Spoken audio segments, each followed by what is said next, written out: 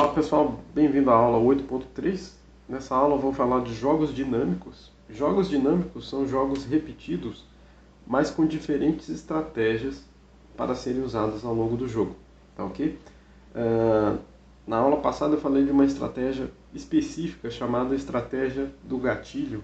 Essa estratégia do gatilho consistia em cooperar até que o adversário não coopere. Uma vez que o adversário não cooperou, o jogador adota a estratégia de não cooperação para sempre. Então ela muda a chave apenas uma vez. Tudo bem? Essa estratégia do gatilho é isso. Uma vez que o gatilho dispara, nunca mais volta atrás. Tá? Mas existem outras estratégias. O nosso livro, no capítulo 13, fala muito de uma das estratégias que a gente vai ver na aula de hoje.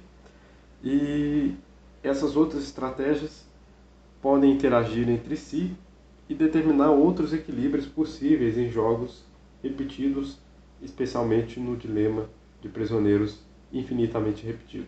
Tá ok? Vamos lá para essa aula 8.3. Eu sou o professor Vitor Sena, esse é o período letivo especial de 2020 do curso de Microeconomia 2 da Universidade Federal de Ouro Preto. Então vamos lá. Isso aqui no slide está apenas uma lâmina, tá? Então, vocês devem ter lido lá no capítulo 13 que, dependendo do número de repetições, uma estratégia que é chamada olho por olho, dente por dente, ou tit for tat, em inglês, na qual o jogador age cooperativamente enquanto seu concorrente também estiver agindo assim. Pode ser ideal para casos em que haja muitas repetições ou infinitas repetições, como nós vimos, tem que ser infinitas, do dilema dos prisioneiros, tá bom? Então, desde que eu comecei a estudar a teoria dos jogos, eu nunca entendi muito bem esse tit for tat, tá? Lá no capítulo 13, a explicação está muito rápida também. É bem difícil de entender esse assunto, pois ele é mais complicado do que parece, tá? Felizmente, existe um site que economiza muito tempo para explicar isso de maneira didática e muito simples, tá? É esse site aqui chamado Ncase, da programadora Nick Case. E a Nick possui vários jogos educativos na internet, tá? Um desses jogos educativos é justamente o Dilema dos Prisioneiros repetido infinitas vezes, com diferentes estratégias de jogadores, tá? Então, o que acontece no jogo lá da Nick Case é que existem vários tipos de jogadores e os jogadores mantêm o seu tipo até o final. Eles nunca mudam o seu tipo, tá? Então, um jogador do tipo estratégia do gatilho vai sempre manter essa estratégia. Tem um jogador que é sempre cooperar, tudo bem? Ele vai manter essa estratégia para sempre. Tem um jogador que é o típico de teoria dos jogos, sempre trair, sempre cheat, Ele vai usar sempre a traição como o equilíbrio de Nash preconiza, tá? E existe o tit for tat, que é chamado de outro nome nesse exemplo aqui. Então, se vocês estiverem com o slide aí, é só clicar nesse link aqui, tá? Eu já abri o link aqui e vai abrir uma página parecida com essa. Tem uma historinha inicial que eu não vou passar, vocês leiam aí, porque é muito interessante, tá? Mas eu não vou passar para economizar tempo. O que vai acontecer aqui é que ela vai mostrar um dilema dos prisioneiros, tá? Jogado entre dois jogadores. Você que está com esse chapeuzinho de vermelho, tá? E o outro jogador que está com esse chapeuzinho de azul, tá bom? Então, como qualquer dilema dos prisioneiros aí, você pode cheat, no caso aqui cheat é trair, tal como nós vimos, ou cooperar. Então você pode trair o colega ou cooperar, tá? Ela colocou esse jogo aqui como se fosse uma máquina de colocar moedas, tá bom? Então vamos ver como é que ele funciona aqui. Vamos cooperar primeiro. Repara aqui, Tipo, a matriz está um pouco na diagonal aqui, está um pouco girada, tá? Então, mas tem a sua diagonal de cooperação e tem a diagonal de traição do outro oponente, tá? E ela está separada aqui em diagonais também. A diagonal direita é do jogador de azul, a diagonal esquerda é sua, tá? Então, se você cooperar e o outro jogador trair, você colocou uma moedinha na máquina e não recebeu nada de volta, então você perdeu -1. Mas essas moedinhas são multiplicadas dentro da máquina e o jogador que traiu sozinho vai receber 3. Tá? É aquele payoff de tentação lá que nós vimos anteriormente. Tudo bem? Se os dois trapaceiam, né? Se os dois usam a trapaça aqui dentro do jogo, eles não colocam a moedinha dentro da máquina, então eles não perdem a moedinha, mas também não ganham moedinha nenhuma, tá bom? Ficam os dois com 0, ok? Então, essa é a estratégia de recuperação. Você poderia trair também, né? Se você trair e o jogador de boné azul cooperar, você ganha 3 e ele perde uma moeda. Mas se vocês dois cooperarem, você ganha 2 moedas e o oponente também ganha 2 moedas. Tá? Dei uma lida aqui nas instruções, mas é coisa que vocês já sabem, é o dilema dos prisioneiros. Tá bom? Então, vamos escolher aqui, vamos cooperar primeiro. Tá? Então, cooperar, você coloca uma moedinha.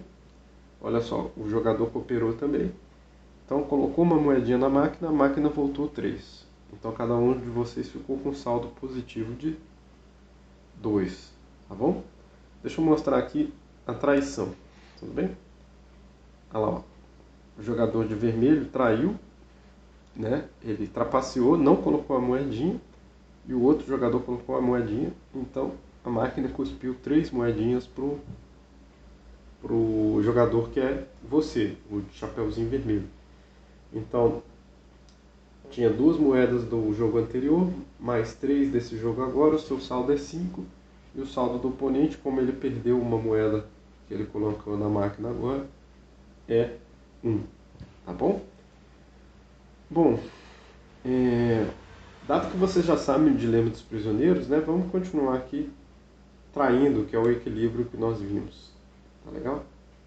Olha só, ele traiu também, ele não colocou a moedinha, não cooperou com você. Tá bom? Você pode continuar fazendo a mesma coisa. Tudo bem? E aí o legal é que esse exemplo aqui, ele vai mudando o chapeuzinho, né, do personagem. E eu vou deixar vocês fazerem isso aí, tá? Então joguem esse jogo, depois discutam lá nos fóruns, né? É bem interessante. Deixa eu só mostrar outro chapeuzinho vindo aqui, ó.